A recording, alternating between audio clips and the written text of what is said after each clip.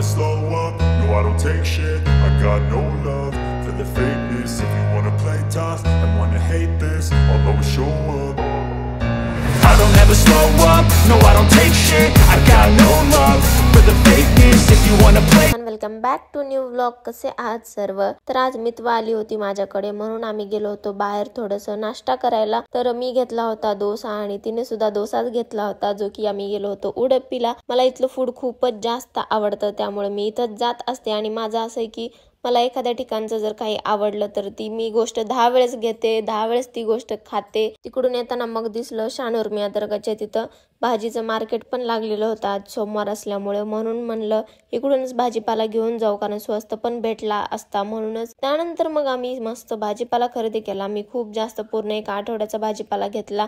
Fruits पण घेतले, पेरू, गाजर, त्यानंतर केळी, हे सर्व फ्रूट्स. कारण आता मी चहा बंद केलाय, तर जेव्हा केव्हा भूक लागते तेव्हा तेच खात असते, त्याच्यामुळे. नंतर मग घरी आल्यावर सर्व भाजीपाला अगोदर काढून ठेवला. काकडी, कारले, पेरू, कांदा, त्यानंतर अद्रक, भेंडी, सर्व हे भाजीपाला होता. आणि सध्या मी खूप नवीन नवीन भाज्या ट्राय करते, कारण अगोदर जेव्हा मी घरी होते तेव्हा फक्त बटाटा, टोमॅटो, हे मोजक्या मेथी वगैरे या मोजक्याच भाज्या खायचे. त्यामुळे आता इकडे आले तर नवीन भाज्या मस्त खाते. आणि मला बघा 5 रुपयांमध्ये एवढी जास्त कोथिंबीर भेटली. पण आता कोथिंबीर कशी जास्त दिवस टिकवायची हेच मला अजून कळालेलं नाहीये, कारण मी भरपूर प्रयत्न करून बघितले, कोथिंबीर वाळवून बघितली, पण तरी पण ती खराबच होते, खराब टेस्ट लागते. बोरं पण आणले होते मी आज, या सीझनची मी पहिले बोरं खाणार होते. आणि मी जेव्हा केव्हा असं मस्त खूप भाजीपाला घेऊन येते तेव्हा असं अरेंज करून ठेवायला आणि नवीन नंतर फूड बनवायला पण खूप जास्त एक्साइटमेंट असते. एकदम फ्रेश भाजीपाला असला ना, त्याची भाजी बनवायला खूप छान वाटतं, एक्साइटमेंट वाढते आणि खायला पण भारीच लागतं. त्यामुळे मग मेथीची भाजी पण आणली होती, तर म्हणलं दुसऱ्या दिवशी टिफिनला तीच बनवू, आणि ती अगोदर निसून ठेवायला घेतली. त्यात खुशी आणि टोनीची मध्ये लुडबुड चालूच होती. टोनी तर भाजी खाऊ लागला होता. मी तर शॉकच झाले, भाजी पण खातात मांजरं. आणि हो, सध्या बरेच जण विचारत आहेत की मिनी व्लॉग्स कसे बनवायचे, कसे एडिट करायचे, त्याला व्हॉइस ओव्हर कसा द्यायचा. तर त्याच्या रिलेटेड पण व्हिडिओ बनवायचा मी विचार करते. तर खरंच त्या विषयावर व्हिडिओ बनवू का मी, तो पण मला नक्की कमेंट करून सांगा. म्हणजे येणाऱ्या व्हिडिओजमध्ये मी ते पण तुम्हाला सांगेल, कारण बऱ्याच जणांना आणखीन हे प्रॉब्लेम येतो एडिटिंगमध्ये वगैरे, तर त्यामध्ये तो तुमचा प्रॉब्लेम क्लिअर करता येईल.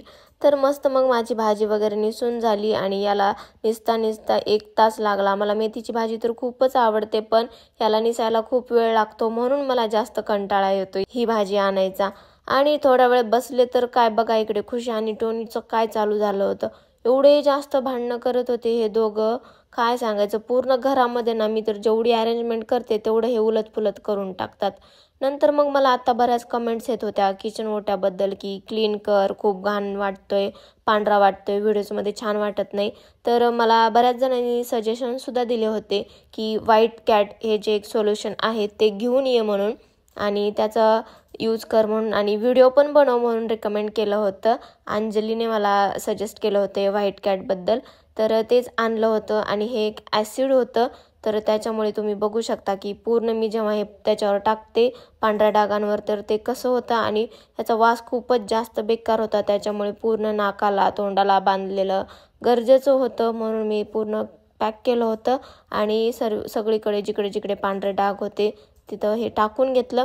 त्यानंतर अर्धा तास याला ठेवायचं होतं. तसंच अर्ध्या तासानंतर हे पूर्ण जे टाकलेलं होतं मी, ते पूर्ण येल्लोमध्ये कन्वर्ट झालं होतं, म्हणजे तुम्ही आता बघू शकता व्हिडिओमध्ये. आणि मला वाटलं नव्हतं की एकाच यूजमध्ये याचा काही इफेक्ट होईल म्हणून, कारण हे जे डाग होते ते खूप दिवसापासूनचे होते, म्हणजे मी इथं राहायला यायच्या अगोदरपासून हे डाग होते. पण मी कधी त्याला एवढं लक्ष दिलं नाही. 1-2 वेळेस ट्राय केलं काढायचं नॉर्मल आपल्या ब्रशने, पण ते काही निघालं नाही, म्हणून मग आता हे असं ट्राय केलं.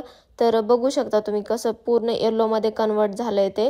आणि त्याला ब्रशने नंतर मग मी आल्लाद घासून घेतलं, कारण ते ॲसिड होतं, त्याला डायरेक्ट हाताने मी नव्हते क्लीन करू शकत, त्याच्यामुळे ब्रशने आल्लादपणे पूर्ण क्लीन करून घेतलं. आणि जी फरशी आहे किचन ओट्याची, त्याचं पूर्ण म्हणजे ब्लॅक जो कलर आहे तो सुद्धा कुठं निघत होता, एवढं स्ट्रॉंग ते ॲसिड होतं. आणि आपल्या आयुष्यातही काही लोक ॲसिड सारखे असतात, जे आपल्या आयुष्यात जळवण्याचा प्रयत्न करत असतात. तर जाऊ द्या ते सर्व.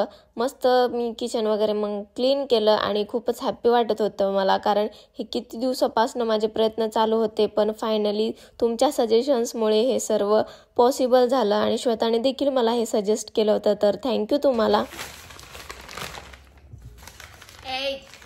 टॉनी, तुमच्यासाठीच आहे, तुमच्यासाठीच, माझ्यासाठी काय नाही, माझ्यासाठी काहीच नाही, आता सगळं तुमच्यासाठीच आहे, खुशीसाठीच. काय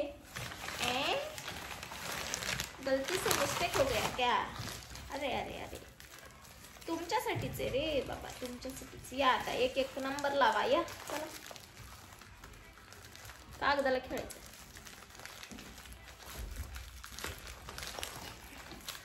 नंतर मग खुशी आणि टोनीसाठी एक पार्सल आलेलं होतं सकाळीच, ते अनबॉक्स करायचं बाकी होतं, म्हणून मग सर्व काम झाल्यानंतर निवांत बसून ते अनबॉक्स केलं.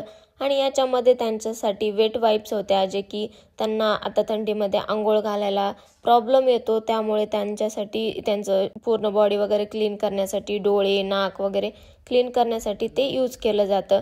आणि सध्या तर तुम्ही बघूच शकताय, माझ्यापेक्षा जास्त या दोघांचेच पार्सल येत आहेत, जे की आमचे ऑफिसचे पण सिक्युरिटी गार्ड आहेत, ते सुद्धा मला विचारतात की पार्सल तुमचं आहे की खुशी आणि टोनीचं आहे म्हणून. माझ्यापेक्षा जास्त आता खुशी आणि टोनीच सर्वांना दिसायला लागलेले आहेत. नंतर मग टोनीला अगोदर क्लीन करायला घेतलं, तर टोनी मस्त शांत बसून क्लीन करून घेत होता, त्याचं काही वाटलं नाही. पण खुशीने स्टार्टिंगला क्लीन करू दिलं, पण जेव्हा डोळे आणि नाक साफ करायची बारी आली त्यावेळेस तिने खूप जास्त परेशान केलं. म्हणजे तिला ट्रीटच द्यावं लागली मला शेवटी. तर ट्रीट हातामध्ये घेतली की लगेच कशी पळत आली बघा. आणि बरेच जण विचारत आहेत की टोनीला किती रुपयांना घेतलं, खुशीला किती रुपयांना घेतलं. तर त्यांना हे सांगायचं होतं की टोनी आणि खुशीला विकत घेतलेलं नाहीये, त्यांना मी अडॉप्ट केलेलं आहे. म्हणजे अडॉप्शनसाठी होते ते. श्वेताने पण टुकटुकला अडॉप्ट केलेला आहे, तर त्यांना आम्ही विकत घेतलेलं नाहीये.